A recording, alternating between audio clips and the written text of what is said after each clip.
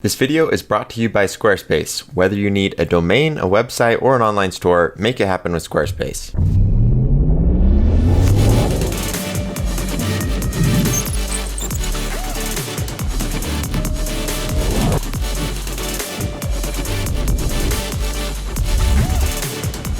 Hey guys, in today's video I'm going to be making a glowstone ring, and this is going to be patterned after the shipwrecked ring that you saw me do a few weeks ago. And the reason I'm doing this ring is because I just really love the color palette that we did on the shipwrecked ring. Of course we had the copper color, so what we're going to do is we're going to put a ton of these copper shavings and fragments inside of the ring as an inlay.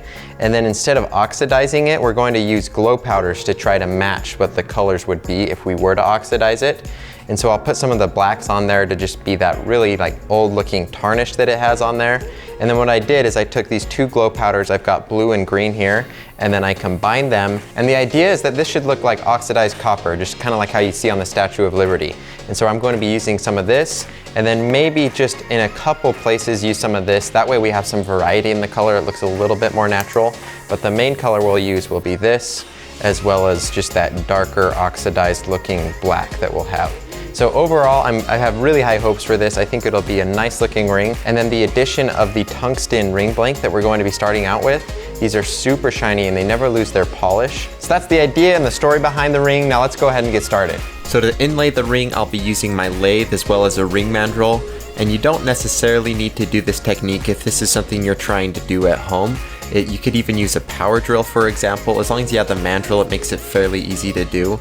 But this is just kind of the most ideal setup, and it makes it really easy and it makes it good to get the consistent results that you want. Now for this ring, because I want to put so much copper into this, there's not that much technique I'm doing for the copper inlay at least. I just put down some of our CA adhesive and then I fill it with as much copper as I can fit in there. I use some CA accelerator to speed up the process, and then I switch over to our black glow powder and then I sprinkle that in, and I do a fairly heavy layer. I want this to be the main color that shows up, and then I only want there to be a slight showing of that blue that we're going to put in here. I don't want it to be too overpowering. I don't want it to be too colorful. I want it to still look almost kind of a serious look to it, so I just don't want it to be too colorful.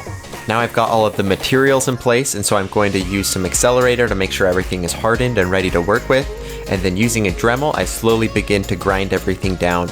And I start without spinning the lathe at all at this point. I'm just going in and grinding down each spot, and I want it to be fairly flat and almost but not quite flush with the tungsten. Then I turn the lathe on and I just smooth everything out, and I get rid of all of that excess material that we have here until it's totally flush with the edges of the tungsten.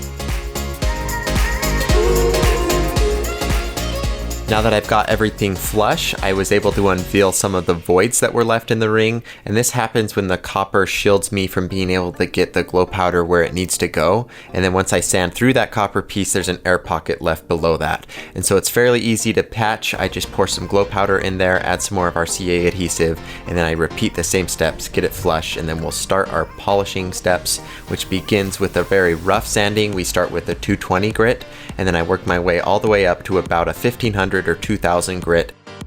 Now while I'm finishing up this step, I wanted to take a minute to talk to you about today's sponsor, and that's Squarespace. And as you may know from some of my previous videos, Squarespace has a special place in my heart. It was actually where I started my very first ring website. So they're a company that I know and trust. And what I love about Squarespace is just how easy they make it for you to get started. They just have a very, very intuitive UI, and they make it very simple to build your platform. You can literally do it in one sitting, all in one night. They have a lot of really beautiful themes that make it easy for your website to look really good and professional. And they're always coming out with new ones. For example, in 2018, they came out with 8 new ones.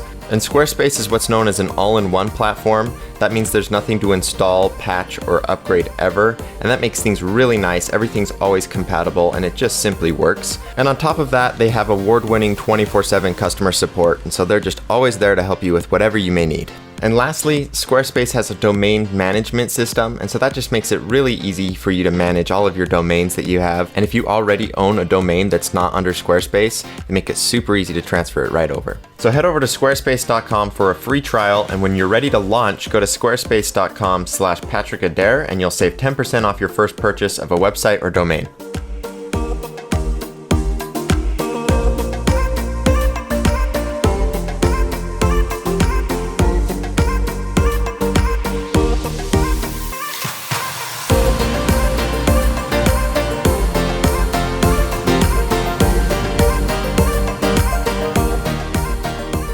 Now I have all of the sanding done on the ring, and we're ready to begin the first polishing step that we're going to do. And so this is on the buffing wheel, and this is very standard. This is what you see me do in most of my videos to polish the rings.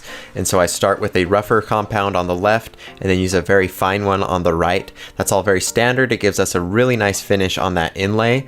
But because this is tungsten carbide, I can't polish it with standard methods, and so I need to use diamond polish to do this. So I put it back in the lathe, and then I start off with a 50 micron compound, and this just means the diamonds in it are 50 microns in diameter. And so I use that and I polish it. That gets rid of any of the scratches that we incurred from the sanding steps.